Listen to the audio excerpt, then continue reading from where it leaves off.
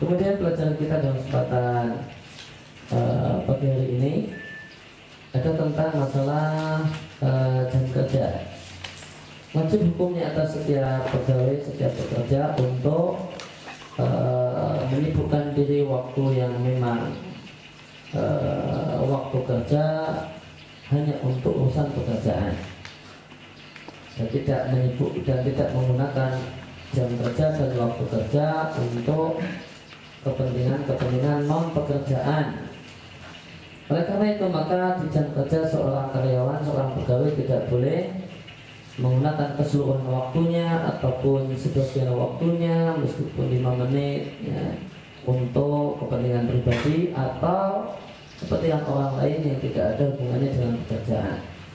Karena jam kerja sudah tidak lagi menjadi waktu milik seorang pekerja, namun dia menjadi milik pekerjaan yang seorang itu mendapatkan upah sebagai kompensasi dari menjual waktunya. Maka ketika seorang itu bekerja di tempat seseorang, maka statusnya dia telah menjual waktunya, menjual sebagian waktunya untuk pekerjaan. Maka jam kerja itu sudah tidak lagi menjadi waktu milik kita, tapi waktu milik pekerjaan. Karena sudah tidak lagi menjadi milik kita, maka tidak boleh kita gunakan semua kita. Ya, sudah kita berikan untuk orang lain, sudah kita berikan untuk pihak lain, maka kita tidak boleh semaunya menggunakan waktu kerja. Maka tidak boleh kemudian di waktu kerja kita kemudian sibuk dengan SMS misalnya, sibuk dengan SMS sehingga menyebabkan sebagian waktu kita habis untuk SMS, urusan pribadi, urusan keluarga.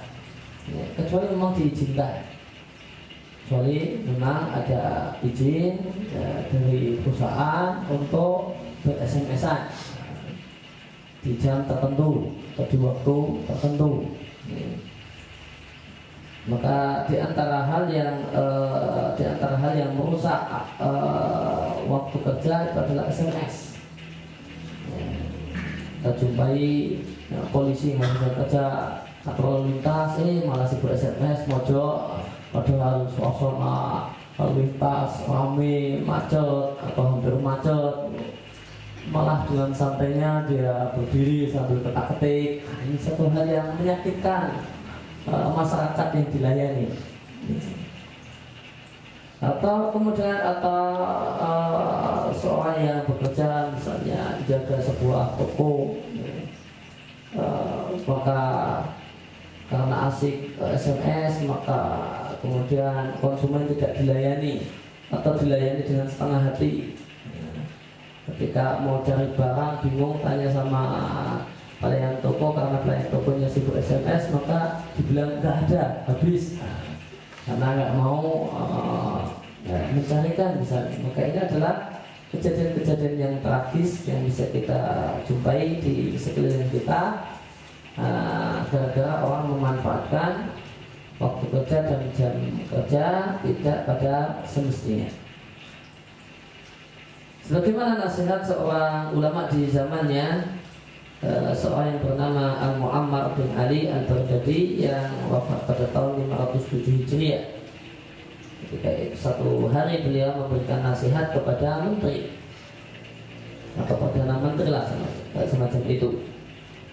Di antara yang beliau katakan adalah satu hal yang telah diketahui bersama, bahasanya orang biasa itu dia punya kebebasan dan kemerdekaan, mau datang mau pergi semaunya boleh. Orang biasa, orang yang tidak terikat dengan wira swasta, orang yang tidak terikat dengan pekerjaan, dengan jabatan, dengan kedudukan. Maka jika dia mau, jika dia bisa pergi, jika dia bisa datang, dan jika dia mau dia bisa pergi, datang pergi semaunya, karena wira swasta, orang biasa. Adapun orang yang telah memiliki jabatan, orang yang telah memiliki demikian juga semisal itu orang yang bekerja di tempat orang, maka dia tidak punya hak bebas untuk datang dan pergi.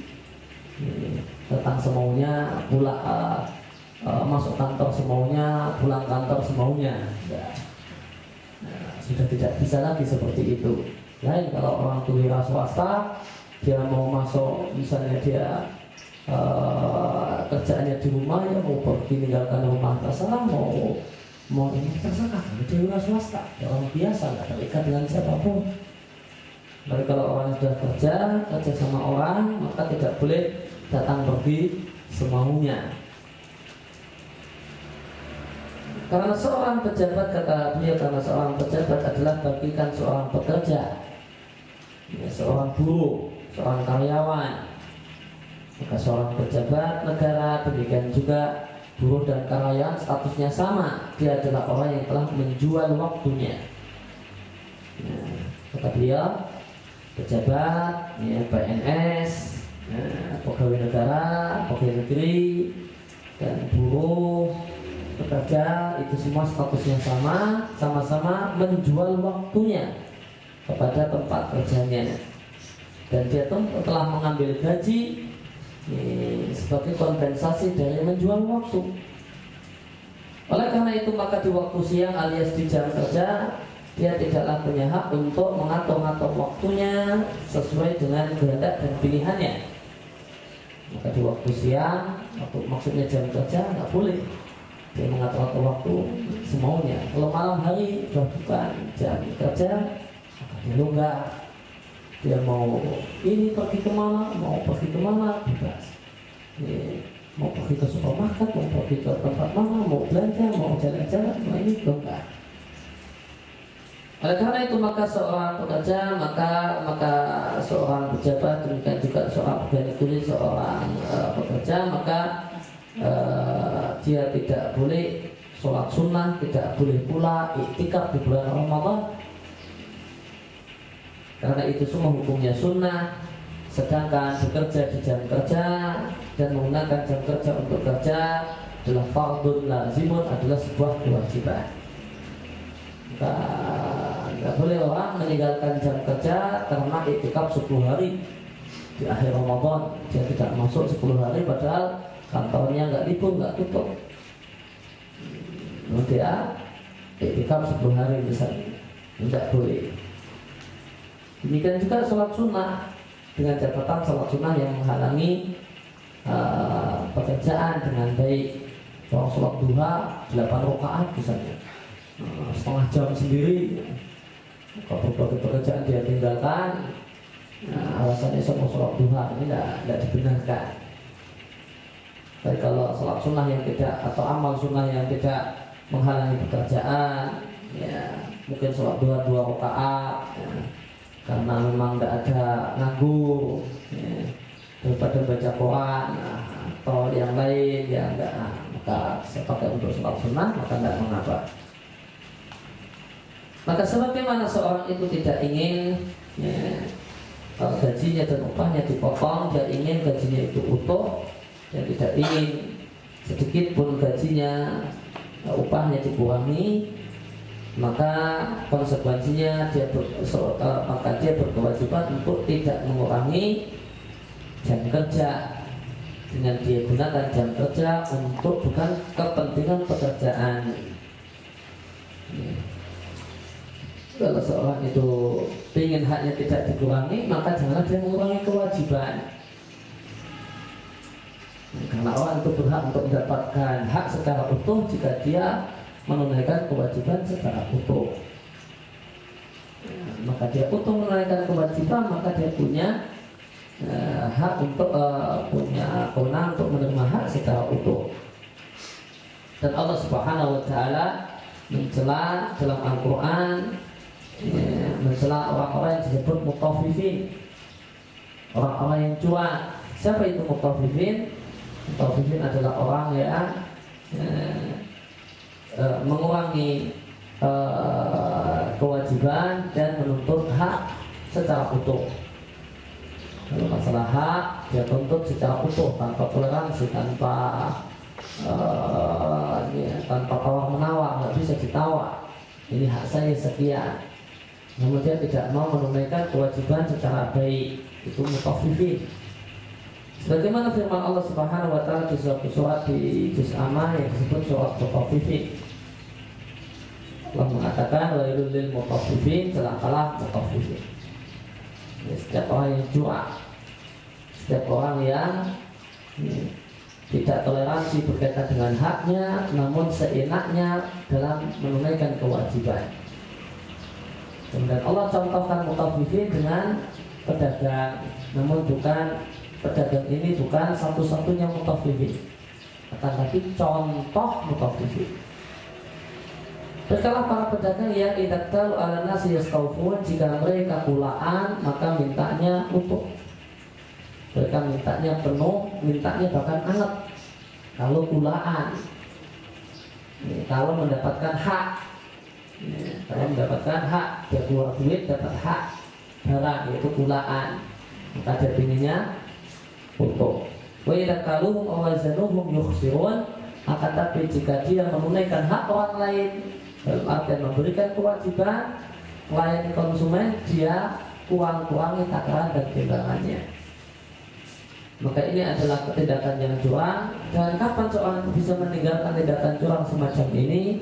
Jika dia yakin dengan adanya hari akhir, dia yakin kalau dia nanti akan dibangkitkan menghadap Allah, dikumpulkan di depan Allah untuk mempertanggungjawabkan amal, kemudian dihisab dan akan mendapatkan balasan atas masing-masing dari amal perbuatannya. Maka orang yang yakin dengan adanya hari berbangkit, adanya hari akhir, adanya hari hisab, adanya hari pembalasan, dialah orang yang bisa meninggalkan perbuatan curang semacam ini. Oleh karena itu lanjutannya ayat, ala yadhunnu ulaika annahum mab'utsun. Tidakkah mereka yakin bahasanya mereka akan dibangkitkan liyaumin azim, pada satu hari yang mengerikan. Kalau orang itu yakin akan dibangkitkan di satu hari yang mengerikan, orang tidak akan main-main. Yauma yaqumun nasu lirabbil alamin, di mana pada hari itu semua orang akan berdiri dari kuburnya masing-masing untuk menghadap Rabb semesta alam. Maka orang yang benar-benar beriman, memiliki iman yang baik tentang hari akhir, dialah orang yang tidak akan berani melakukan kecurangan.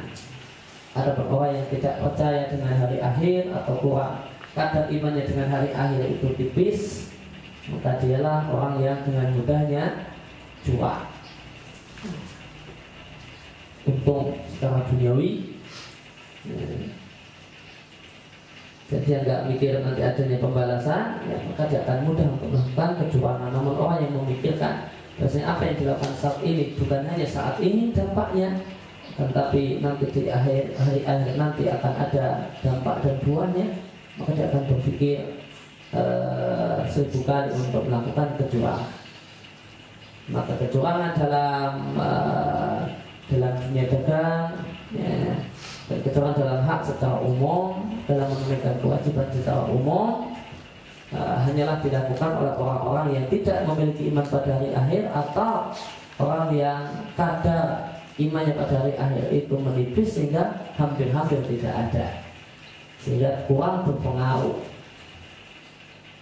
Maka pedagang di sini ada sekedar contoh.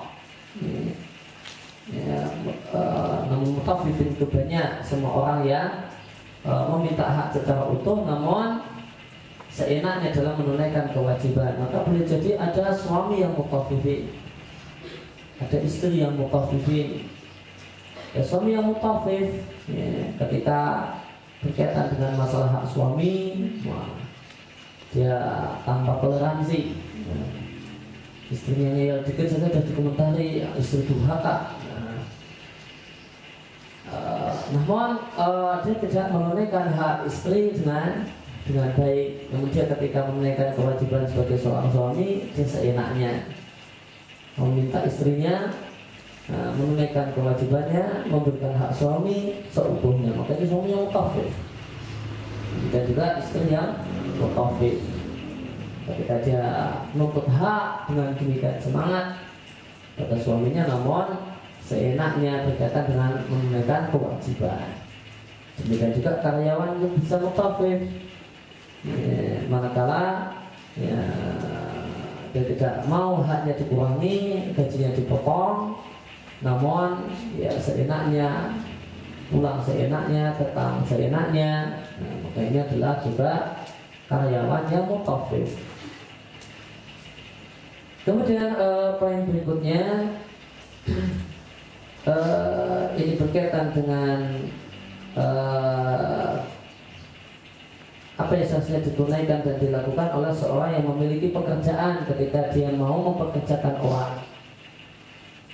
Maka Islam telah memberikan aturan siapakah orang yang layak untuk diberi pekerjaan dan diterima sebagai seorang pekerja.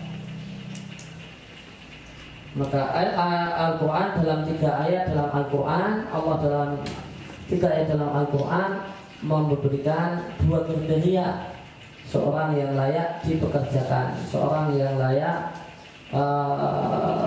diberi tanggung jawab. Yang pertama adalah seorang yang kuat, dan yang kedua adalah seorang yang amanah. Itu maksud kuat di sini adalah kuat untuk memikul kewajiban.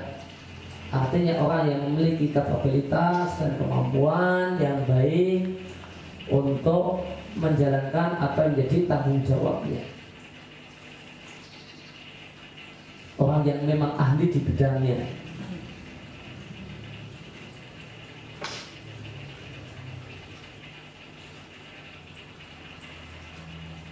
Maka dengan jika seorang yang dipekerjakan adalah seorang yang capable, atau dalam bahasa Al-Quran adalah orang yang kuat, maka dia akan mampu melakukan pekerjaan sebagaimana yang ditargetkan, sebagaimana diharapkan.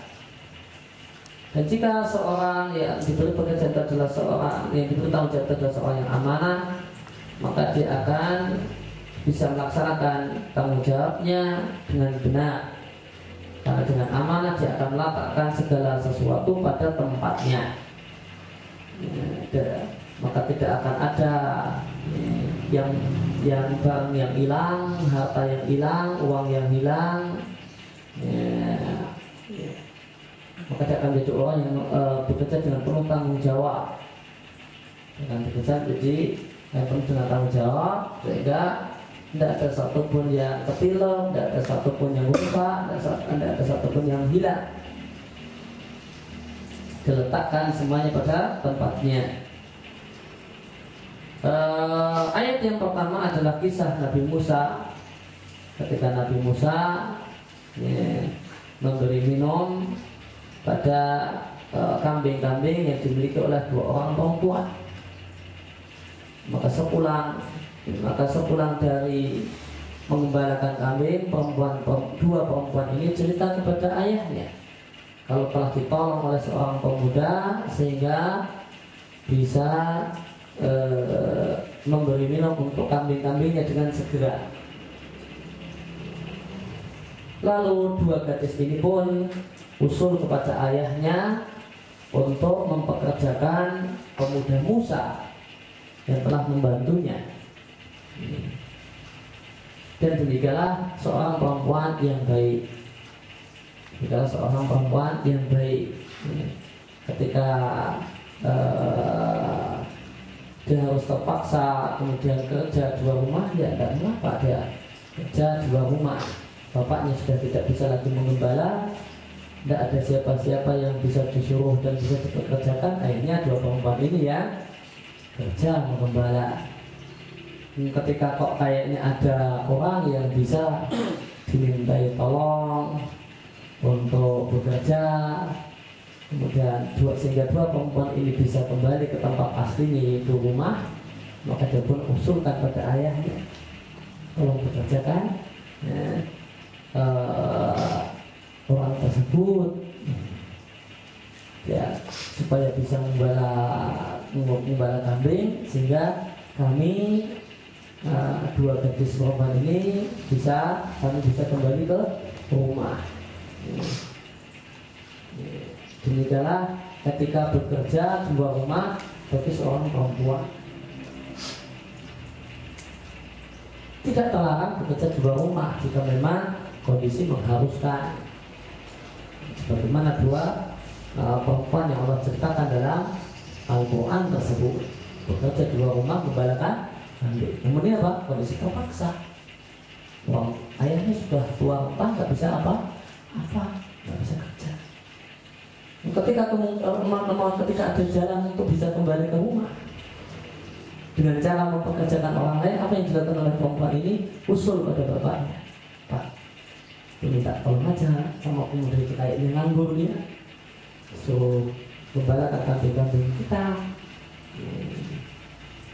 sehingga kami berdua tidak perlu keluar rumah. Maka kemudian salah satu dari dua gadis tersebut mengucapkan satu kalimat yang diabadikan oleh Allah dalam Al-Quran dengan mengatakan, ya abadi ista'jirhu inna khayra man ista'jartal qawiyul amin. Wahai ayahku, ya, pekerjakanlah orang tersebut, pemuda tersebut, itulah pemuda Musa. Sesungguhnya sebaik-baik orang yang engkau jadikan sebagai pekerja, sebagai karyawanmu adalah al-qawiyul amin, yang kuat lagi amanah, yang mampu bekerja dengan baik, ya, dan amanah dalam bekerja. Maka beliau disebutkan oleh salah satu gadis ini bahasanya pekerja yang layak untuk diangkat jadi pekerja, karyawan yang layak untuk diangkat jadi karyawan adalah orang yang kuat, memiliki kapabilitas, dan orang yang amanah, bisa bekerja dengan penuh tanggung jawab. Kemudian dalil yang kedua adalah kisah Nabi Sulaiman. Nabi Sulaiman itu, ya, kerajaannya ada di Palestina, dan ketika itu, ya, Ratu Saba Bilqis mau datang ke istananya Sulaiman, dan Saba adalah negeri di Yaman dan Palestina, satu jarak yang tidak sedikit, jarak yang jauh, Yaman, Palestina. Maka Nabi Sulaiman mengetahui bahwasanya Ratu Saba itu akan datang ke Palestina.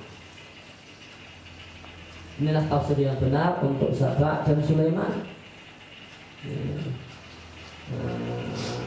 Tidak sebagaimana tulisan atau artikel di internet dikatakan bahwasanya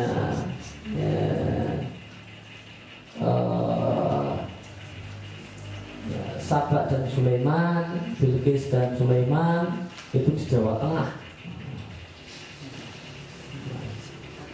ada di Jawa Tengah, dan kerajaannya Sulaiman itu di Borobudur, dan Saba itu di Prambanan. Ini adalah satu hal yang dusta, dan diantara bentuk penyelewengan dalam tafsir.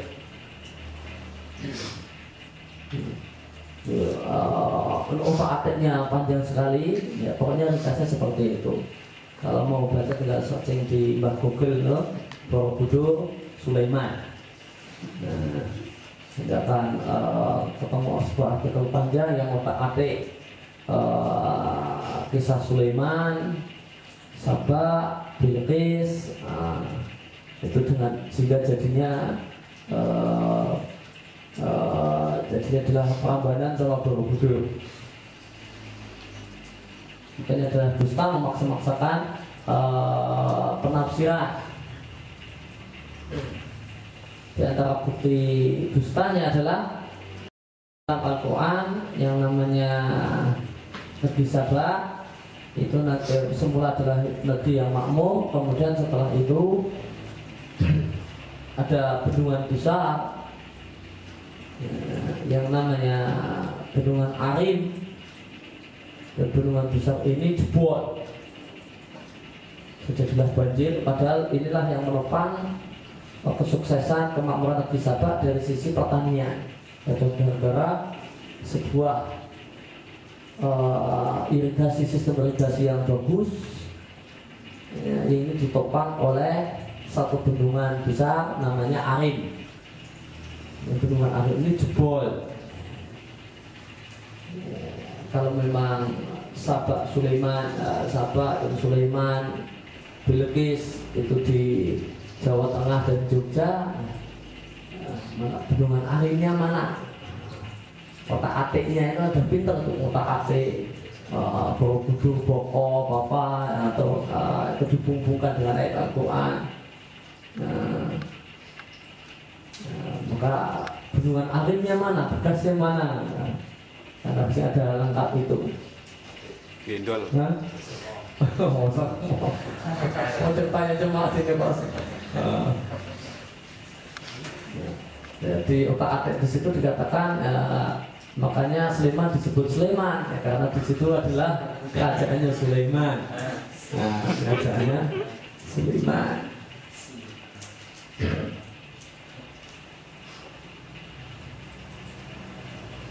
Maka ketika Sulaiman telah tahu bahwasanya Bilqis mau datang, maka dia minta, kemudian dia tawarkan kepada pasukannya dan pasukan Sulaiman, ada jin dan manusia, minta pada siapa dari mereka yang mampu untuk memindah singgasana Bilqis sebelum Bilqis tiba di Palestina.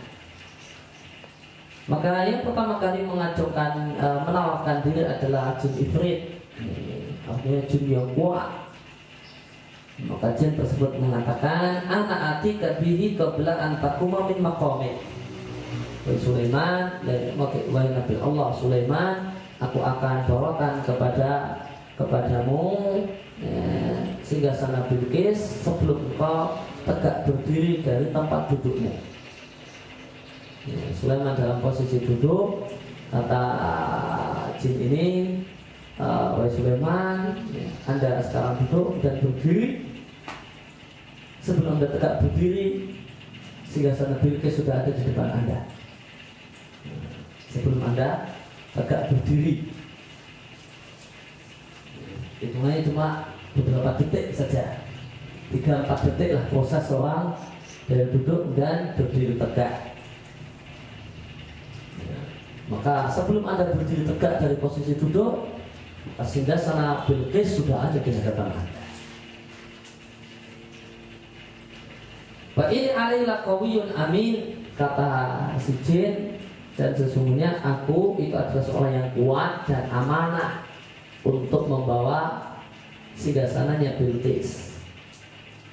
Artinya kuat itu artinya apa? Mampu untuk mendatangkan singgasana Bilqis dalam waktu yang telah dijanjikan, dalam waktu yang telah ditakdirkan. Dan yang kedua adalah amin, amanah dalam artian dia akan menjaga secara baik singgasana tersebut selama dalam perjalanan. Tidak ada yang akan cecer selama perjalanan dari Yaman ke Palestina. Itu tidak akan ada satupun yang rontok. Amanah. Artinya apa? Bisa bekerja dengan penuh tanggung jawab. Tidak ada satupun yang rontok. Satu butir emas yang ada di situ yang ada jatuh, tidak akan ada. Semuanya akan utuh sebagaimana semula. Ini tawaran jin. Maka ini menunjukkan bahasanya jin itu lebih hebat dari manusia dalam masalah bergerak. Jika dalam hitungan detik saja jin ini bisa menempuh perjalanan bolak-balik Palestina Yaman, Yaman Palestina. Itu kalau orang berdiri dan tegak berdiri kira-kira berapa detik ya? 3 detik? 2 detik ya? Cukup 2 detik misalnya. Anggap aja 2 detik orang dari duduk di kursi kemudian tegak berdiri. Kalau lebih cuma misalnya 2 detik, maka itu sudah perjalanan bolak-balik Palestina, Yaman, Yaman, Palestina. Maka kecepatan jin itu berapa?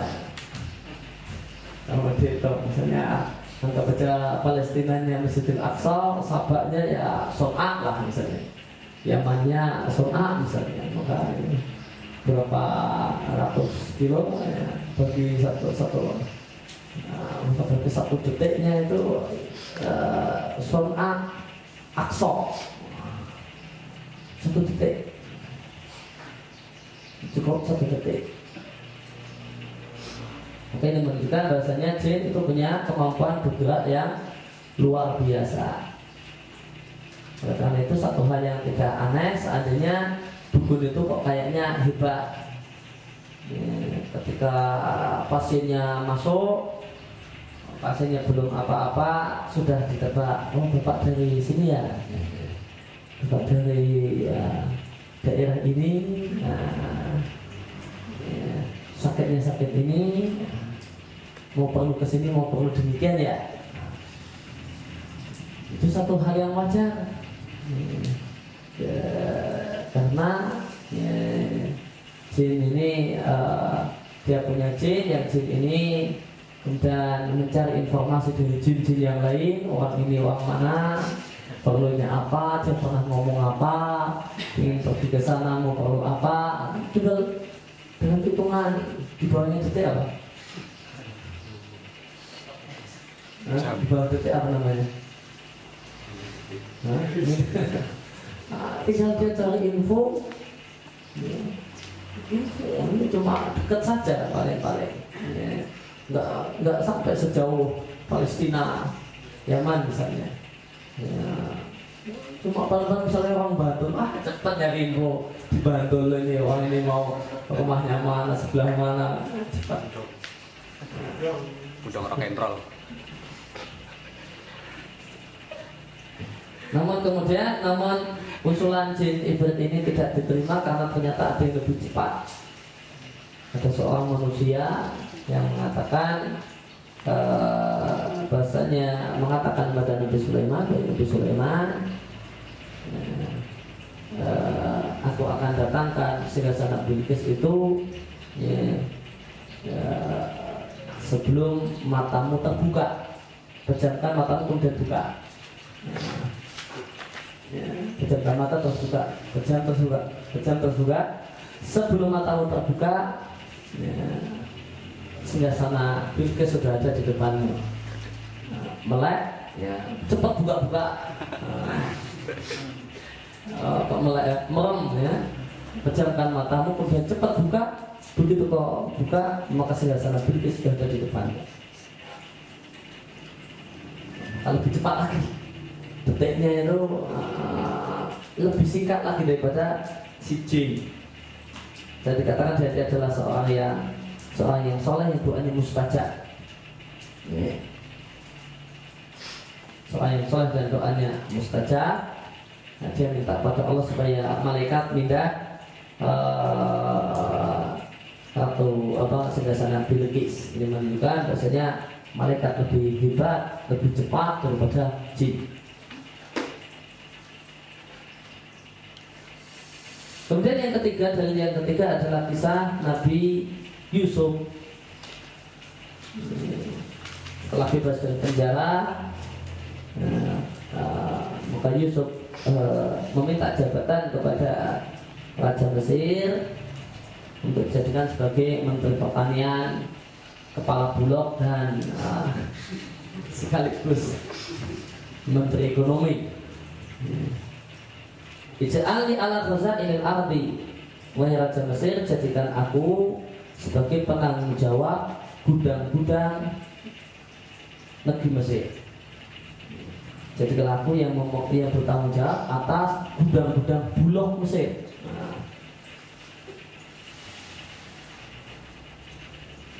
Inni hafidhun alim, sesungguhnya aku adalah orang yang pandai menjaga dan orang yang sangat berilmu. Maka aku adalah seorang yang berilmu tentang masalah tentang sangat menguasai tentang manajemen penyimpanan hasil bumi. Aku adalah seorang yang berilmu tentang masalah distribusi yang bagus, dan aku adalah seorang yang menjaga. Tidak akan ada yang cecer, tidak akan ada hasil bumi yang hilang. Artinya aku seorang yang menjaga, artinya amanah. Aku seorang yang menjaga, artinya amanah. nggak ada yang akan ketilang, nggak akan yang hilang, nggak akan ada yang nggak jelas jumlahnya kemana. Itu akan jaga baik-baik. Dan aku adalah orang yang sangat berilmu tentang masalah ini, tentang masalah bagaimana menyimpan yang baik hasil pertanian. Kemudian aku juga punya ilmu untuk nanti distribusi selama musim pacaklik 7 tahun yang akan terjadi di Mesir ketika itu. Dan aku akan manage dengan baik sehingga gudang-gudang bulog kita itu cukup untuk mensuplai kebutuhan rakyat Mesir dalam rentang waktu 7 tahun. Aku akan cermat, aku akan teliti sehingga cukup gudang sebanyak ini cukup untuk distribusi, untuk subsidi makanan pokok rakyat Mesir selama 7 tahun. Karena nanti selama 7 tahun negeri Mesir tidak akan menghasilkan apa-apa, kering. Maka selama 7 tahun penduduk Mesir hanya makan dari hasil pemberian penguasa. Maka ini perlu manajemen yang tertata rapi agar semuanya tersalurkan pada orang yang berhak menerimanya. Orang miskin yang nggak punya simpanan, jadi kalau orang kaya di rumahnya sudah nyimpan, sudah punya tambor. Bagaimana ini sampai kepada rakyat bawah yang membutuhkan, ini perlu kejelian yang luar biasa. Kebalikan dari kuat dan amanah, kebalikan dari kuat adalah tidak mampu, tidak punya kemampuan, tidak punya keahlian, tidak punya ilmu untuk bidang yang digarap. Dan kebalikan dari amanah adalah khianat. Maka dua hal ini, adanya ketidakmampuan dan adanya khianat, adalah alasan tak kuat untuk tidak mengangkat seseorang sebagai seorang pekerja, seorang pejabat, seorang karyawan. Kenapa kita tidak angkat dia? Karena dia tidak memiliki kekuatan. Kenapa? Dia tidak amanah. Dan jika dia sudah bekerja, maka adanya dua hal ini adalah alasan untuk mencopotnya. Alasan legal untuk memberhentikannya, untuk mem-PHK-nya. Maka boleh jadi seorang itu, boleh jadi seorang itu dia adalah seorang yang amanah karena agamanya yang baik, dia adalah seorang yang tanggung jawab, takut dengan larangan-larangan Allah Subhanahu wa Ta'ala. Maka ketika dia tidak memiliki kemampuan kerja yang dibutuhkan, maka orang semacam ini tidak layak untuk diberi jabatan dan kedudukan. Maka dia adalah seorang yang aman, seorang yang takut dengan larangan-larangan Allah, seorang yang jika bekerja maka dia tidak akan nyeleweng, tidak akan korupsi, tidak akan ngambil apa yang bukan jadi haknya. Maka ketika dia tidak memiliki kemampuan kerja yang menjadi kualifikasi, maka dia tidak layak untuk diangkat. Dalam Sahih Muslim terdapat sebuah hadis dari sahabat Abu Dzar Al-Ghifari radhiyallahu anhu. Sahabat Abu Dzar berkata kepada Rasulullah SAW, "Wahai Rasulullah, tidakkah engkau memberi jabatan untukku?" Minta jabatan, minta diberi tanggung jawab, minta dijadi gubernur atau semacam itu, untuk menguasai satu dan mengatur satu daerah tertentu. Namun Nabi SAW menolak dan tidak menerima permintaan Abu Dzar dan tidak mengangkatnya. Nabi menapuk, apa bisa mungkin menapuk ya. Nabi menepuk pundak Abu Dzar sambil mengatakan, "Ya Abu Dzarin, innaka dha'ifun." Abu Dzar, engkau ini tidak memiliki al-quwwah, engkau ini lemah, engkau ini tidak memiliki kemampuan kerja untuk ngurusi banyak orang. Kalau Anda ngurusi diri Anda sendiri,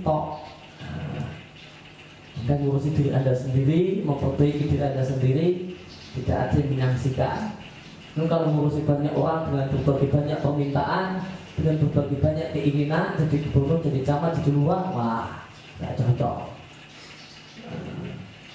Tidak cocok. Maka kalau tidak, permintaanmu tidak dikabulkan. Ya. Siapakah yang melakukan kesolehan pribadi Abu Dhar? Tidak ada. Kaum muslimin tentu sepakat bahwasanya Abu Dhar, seorang sahabat Nabi yang mulia, adalah seorang yang soleh pribadinya, seorang yang aman, seorang yang gak akan cerewet, seorang yang gak akan neko-neko kalau dikasih pekerjaan. Namun, apakah Nabi mengangkatnya, memberikan jabatan kepadanya? Jawabannya tidak. Padahal dia memiliki kualifikasi pertama, amanah, kesolehan pribadi, sehingga bisa dipastikan dia adalah orang yang tidak akan korupsi, dia tidak akan neko-neko, dia tidak akan menyelewengkan kekuasaan, tidak akan menyelewengkan harta negara dan seterusnya. Akan tapi Abu Dhar ini Nabi lihat tidak memiliki kemampuan manajerial untuk ngatur banyak orang. Tapi ini sangat mutlak kalau untuk ngatur satu negeri, untuk ngatur satu wilayah. Dan sebenarnya kemampuan manajerial untuk memanage banyak orang dengan banyak kepentingan, dengan banyak kemauan. Maka tidak cukup dengan modal orangnya baik, orangnya agamanya baik, orangnya terpercaya, kemudian kita kasih pekerjaan, kita kasih tanggung jawab. Maka sebagian orang yang telah mengenal Islam dengan baik itu memiliki menganut sistem manajemen teman sendiri, temannya kayaknya orang udah suka ngaji, senang ini, akhirnya kemudian dikasih tanggung jawab, padahal dia tidak memiliki kemampuan untuk bekerja dalam bidang yang dia tangani. Maka akhirnya kacau, kerja nggak beres. Bukan karena orangnya teledor, bukan karena orangnya nggak mampu. Maka manajemen personalia, pengangkatan karyawan dengan landasan itu adalah teman sendiri, ya, hanya orangnya sudah soleh, orangnya baik agama, ngerti agama, kemudian tutup mata dengan kemampuan dan kualifikasi, kemudian kapasitas dan kapabilitas orang tersebut, ya, adalah satu manajemen yang tidak Nabi ajarkan. Bertentangan dengan manajemen personalia, manajemen pengangkatan pegawai yang Nabi ajarkan. Nabi tolak permintaan Abu Dhar dan Nabi katakan, Anda tidak memiliki kemampuan untuk menduduki jabatan yang Anda minta. Anda orang yang baik, namun baik kalau mengurusi diri sendiri, tidak baik kalau mengurusi banyak orang. Mengurusi banyak orang tidak baik. Sampai-sampai karena kelemahnya kemampuan manajerial yang dimiliki oleh Abu Dhar, dalam lafaz yang lain Nabi mengatakan, ya Abu Dhar, ini araka dha'ifan. Wahai Abu Dhar, aku yakin, aku tahu betul engkau adalah seorang yang lemah, tidak memiliki kekuatan. Wa inni uhibbu laka ma uhibbu li nafsi. Dan aku menginginkan untuk dirimu wahai Abu Dhar apa yang aku inginkan untuk diriku sendiri. Artinya Nabi apa? Nabi menghibur. Ini aku tidak memberimu jabatan bukan karena benci, bukan karena nggak suka, bukan karena Nabi itu marah kepadamu, bukan ini. Namun aku menginginkan untukmu apa yang terbaik, sebagaimana aku inginkan untuk diriku sendiri. Dan aku menilai yang terbaik untuk dirimu adalah tidak megang jabatan, yang terbaik untuk dirimu. Maka Nabi mengatakan, berdasarkan melihat potensi Abu Dhar yang memang tidak punya potensi di arah ini dalam masalah memimpin banyak orang, Nabi mengatakan, la ta'murunna ala ithnaini. Janganlah engkau menjadi kepala mengepali meskipun 2 orang. Meskipun cuma kepala seksi yang anak buahnya 2, nggak boleh. Padahal anaknya cuma 2 orang. Padahal anak buahnya cuma 2 orang, Bang. Nah, gimana kalau 5? 2 saja nggak boleh. Gimana? 2 saja nggak boleh. Maka Abu Dhar dinilai oleh Nabi seorang nggak cocok untuk orang lain. Namun pintar untuk ngurusin dirinya sendiri. Kalau mau mensolehkan pribadinya, Masya Allah, Tapi kalau untuk memperbaiki orang lain, dua orang nggak akan beres. Bahkan Nabi katakan, wala tawalayan nama layatimin, dan janganlah pernah engkau memegang amanah, ya, itu ngurusi harta seorang anak yatim. Bukan harta orang, ya, bukan karena dia nggak bisa, ya, nggak punya kemampuan untuk megang harta orang. Maka dalam masalah mimpi jadi ketua, Nabi katakan kamu nggak layak, nggak punya kemampuan. Jadi bendahara, kamu juga nggak layak. Jadi bendahara nggak layak. Bendahara nggak layak, megang duit nggak layak. Mimpin orang nggak megang duit, namun mimpin orang juga nggak layak. Itu status Abu Dzar, ya, dalam penglihatan Nabi, dalam pandangan Nabi Sallallahu Alaihi Wasallam. Di antara kenapa Abu Dzar itu tidak Nabi larang untuk jadi bendahara, megang harta anak yatim, megang harta, karena Abu Dzar itu adalah orang yang tangannya gatel kalau melihat duit bertumpuk tidak disedekahkan. Ada duit tumpuk, tangannya gatel kalau nggak disedekahkan. Itu kita sudah cukup, berikutnya ada duit sisa, nganggur, ada orang butuh. Itu kurang pelit Abu Dzar itu. Abu Dzar itu kurang pelit. Dan bendahara itu harus pelit.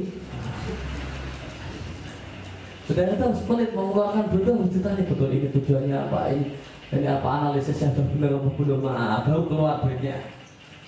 Kalau nyanyo dia minta kasih, dia minta kasih. Jadi nggak layak untuk jadi bendahara. Saat untuk jadi bendahara yang baik adalah orang yang pelit, sulit untuk keluar duit kecuali setelah argumentatif, setelah debat dulu. Wah ini baru keluar. Nah itu cocok jadi bendahara. Nah Buddha tuh tangannya gatel kalau ada melihat duit sisa kok nggak disedekahkan. Bukan gatel untuk shopping, bukan gatel untuk belanja. Gatel kok gak disedekahkan. Kebetulan tuh gak punya duit apa-apa. Pokoknya dia manajemen rumah tangganya Buddha. Itu kalau kebutuhan dia punya uang, kebutuhan untuk makan sehari sudah tercukupi, sudah kerja pagi dapat uang cukup untuk makan sampai malam, kebutuhan makan minum sampai malam dan tercukupi, sisanya langsung disedekahkan. Itu manajemen keluarga, manajemen rumah tangganya Buddha. Dia nggak kuat itu melihat duit nganggur. Kalau nggak disedekahkan, duit nganggur sedekahkan. Tidak boleh ada duit numpuk. Nah kayak gini jadi bendahara. Coba bayangkan apa yang terjadi, nanti ada orang ini kasih. Dia bukan untuk kepentingan dirinya. Dia bukan untuk kepentingan dirinya. Abu Dzar seandainya megang duit itu duit anak yatim, nggak akan beres. Bukan karena memperkaya pribadi, bukan karena untuk kepentingan sendiri, enggak, untuk kepentingan sosial. Namun nggak layak di situ, nggak pas itu loh. Duit ini tuh kepentingan sosial tuh nggak pas. Bukan karena dia tidak amanah, dia nggak memperkaya diri sendiri, bukan untuk kepentingan dirinya, bukan untuk kepentingan istri dan anak, bukan. Ini ada kepentingan bisa bilang waktu nah, padahal dunia anak yatim kan nggak boleh. Padahal kan dunia anak yatim, dunia orang kalau dikasihkan nggak boleh. Bukan karena dia mau memperkaya diri sendiri, bukan karena mau memfasilitasi anak dan istri. Demikian Abdullah. Karena mati-mati kamu nggak boleh jadi bendahara, megang duit orang itu nggak boleh. Itu yang kita bahas pada ini Wassalamualaikum warahmatullahi wabarakatuh. Ada pertanyaan? Satu kedua pertanyaan silakan.